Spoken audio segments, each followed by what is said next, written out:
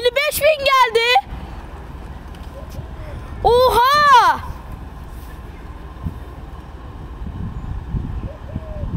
Oğlum bu tren çok nadir. Hatta kaza da yapmış. Oğlum ya trene keşke dokunabilsem. Bakın bu şekilde. Çok şanslıyız. Evet. Hepsi senin sayende. Bir de onun üstte Türk bayrakları var. MT 55.000. Bakın kapı sistemi şöyle bir şey. Oğlum bu şey var işte, bakım falan, yolcu taşıyor, böyle işçileri taşıyor. Bakın. Bakın üstünde ışık var. MT 55.000 mi bu? 55.000 diye geçiyor, evet. Oğlum ben bir sorsak içine binebilir miyiz? Sen şu anda kamerayı aşağı itsene sen Batu, ben bir geçeyim. Tamam. Evet arkadaşlar şu anda inanılmaz bir yere skuterlarla geçiyoruz. Ben arkama baktığım sırada MT 55.000'i gördüm arkadaşlar. Ben zaten başta dedim. İnanılmaz. Çok iyi denk gelecek. Ben ilk başta ne olduğunu anlamadım. Direkt Batu'ya bağırdım. Batu bu ne diye. Batu görmedi. Skuterlarla bastı.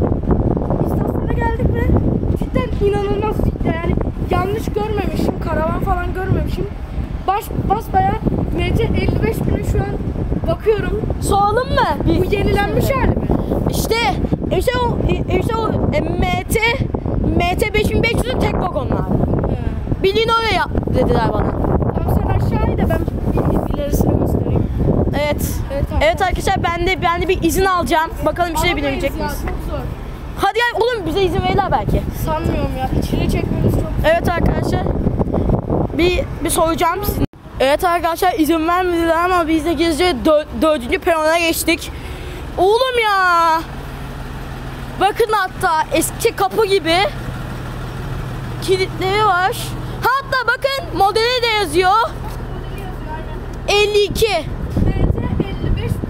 55.000 52 modeli. 55.000 aynen 55.052. Bu- Aşırı iyi. Bunu aslında niye yolcuya sokmadı derken yolcu tren daha iyi olabilir.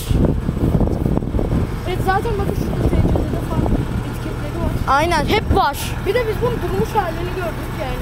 Hareket ettiğini bir de Sağ 2 kilometre öteden falan aynen elektrikli skuterlarla geliyoruz arkadaşlar. yukarı çıktık. 30 kilometre falan hızla geldik. Bir gaza bastım. Bir yandan arkadaşlar ben daha yeni kullanmayı öğrendim. Batu yeni kullanmanın cidden bayağı garip ya. Şey Oğlum ben gibi. ilk başta anlayamadım bu arada ne olduğunu. Karşıdan bir baktım hani ne bu karavan mı? Sonra dedim ananı dedim direkt zaten. Evet arkadaşlar şu an MT 55.000 kalkıyor. 55.000 şu an buraya doğru geliyor ve biz bunu vagonun üstünde çekiyoruz. Evet. Oo çok iyi. İyi geliyor. Kornası bakalım nasıl. Yolda cam açıyor değil mi bizim yere? Gidin lan. Aa, çok iyi.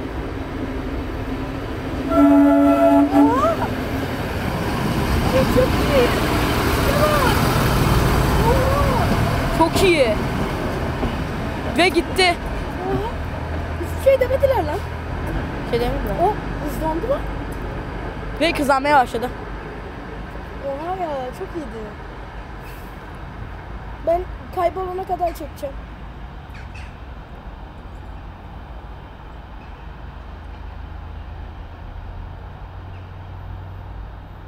Gitmeye devam ediyor. Oha oğlum bayağı eski lan.